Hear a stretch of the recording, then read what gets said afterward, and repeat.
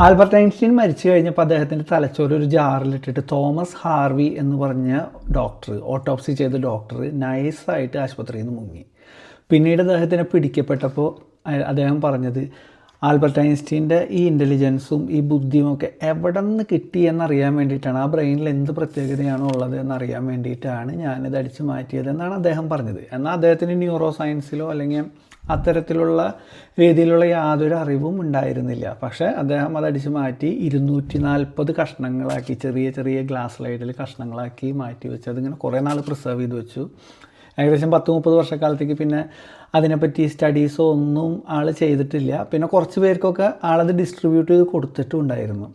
അങ്ങനെ അവസാനം ഇപ്പോഴും ആൽബർട്ട് ഐൻസ്റ്റീൻ്റെ തലച്ചോറ് ഫിലാഡൽഫിയയിൽ മട്ടർ എന്ന് പറയുന്ന ഒരു മ്യൂസിയത്തിൽ സൂക്ഷിച്ച് വെച്ചിട്ടുണ്ട്. അപ്പം നമ്മൾ ഭയങ്കരമായിട്ട് ബുദ്ധിയുള്ള ഒരാളാണെങ്കിൽ സൂക്ഷിക്കുക, നമ്മുടെ തലച്ചോറ് വരെ ആരെങ്കിലും അടിച്ചുകൊണ്ട് പോകും.